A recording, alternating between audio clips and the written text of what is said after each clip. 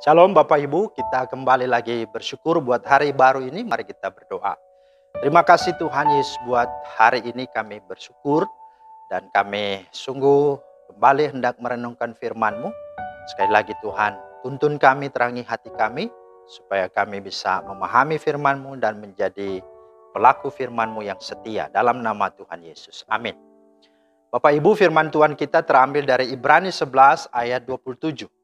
Karena iman maka ia, itulah Musa, telah meninggalkan Mesir dengan tidak takut akan murka raja. Ia bertahan sama seperti ia melihat apa yang tidak kelihatan. Itulah firman Tuhan yang menjadi dasar renungan kita pada hari ini.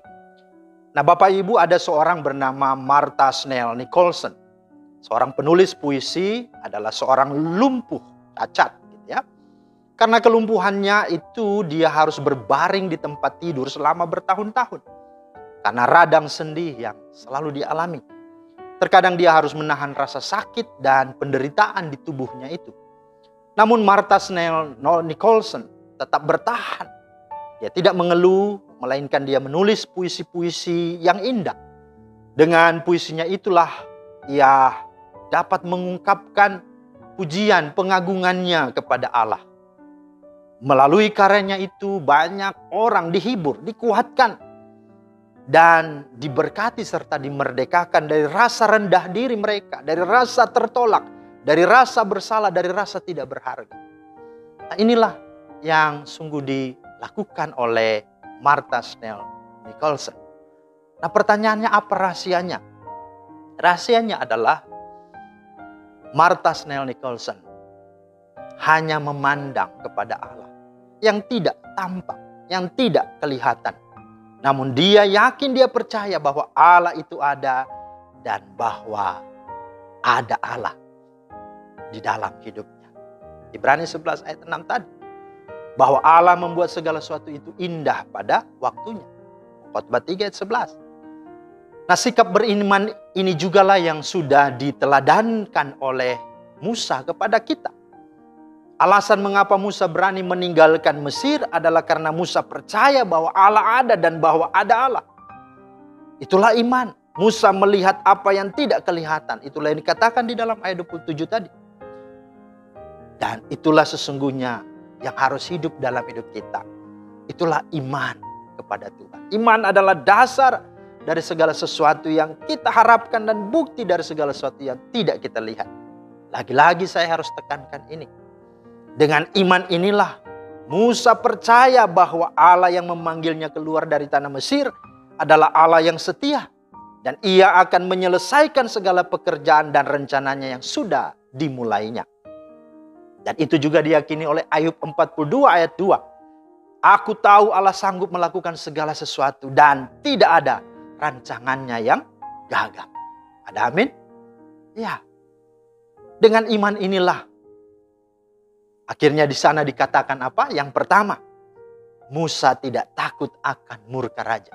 Jadi kalau kita percaya ada Tuhan, maka segala apapun, baik itu orang, baik itu ya situasi, baik itu keadaan apapun, tidak bisa meneror kehidupan kita. Karena kita percaya Tuhanku lebih besar dari segala masalah kita.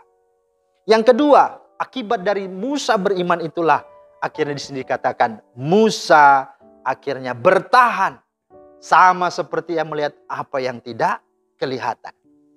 Musa bertahan, akhirnya Musa tetap dalam pendiriannya ikut Tuhan, mengiring Tuhan.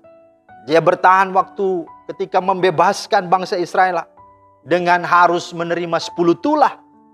Ya. Bagaimana proses itu tidak mudah, bukan?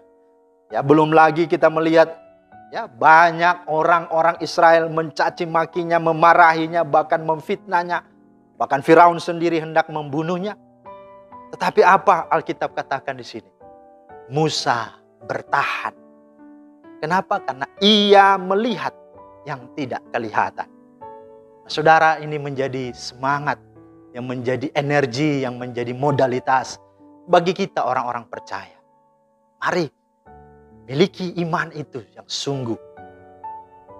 Bagaimana dengan ya saudara saat ini? Apakah saudara masih percaya bahwa Allah itu ada, sekalipun Anda tidak melihatnya. Kata Yesus kepada Thomas, berbahagialah mereka yang tidak melihat, namun percaya. Atau masih bisakah bertahan saudara untuk tetap setia mengikut Tuhan, melayani Tuhan, sama seperti Martha Snells Nicholson tadi. Meskipun dalam cacat, dalam kelumpuhan, dalam sakit, dia masih tetap memuji Tuhan. Sekalipun ada masalah, ada penderitaan, ada sakit penyakit, ada pergumulan ekonomi keluarga, anak-anak, dalam usaha pekerjaan, apakah kita masih tetap bertahan? Ya. Mari kita sungguh-sungguh renungkan firman Tuhan. Ya, dan kita hidupi firman Tuhan. Pujian berkata, aku tetap akan bertahan. Ya, dalam segala keadaan apapun. Bahkan Matius 24 ayat 13 berkata, tetapi orang yang bertahan sampai kesudahan zaman akan selamat. Amin. Bertahanlah. Berimanlah sungguh-sungguh. Karena hanya dengan iman itulah engkau dapat bertahan menghadapi segalanya. Sehingga engkau berkemenangan. Dan engkau menanti apa yang engkau tak lihat itu akan kelihatan kelak. Tuhan memberkati. Amin. Mari kita berdoa. Terima kasih Tuhan untuk firman-Mu. Meteraikanlah di hati kami supaya kami sungguh-sungguh hidupi. Supaya kami memiliki iman dan iman memampukan kami untuk bertahan dalam segala apapun. Sehingga kami tetap didapati setia. Dalam nama Tuhan Yesus kami berdoa. Amin. Demikianlah firman Tuhan hari ini menjadi berkat. Selamat beraktivitas. Tuhan Yesus memberkati. Shalom.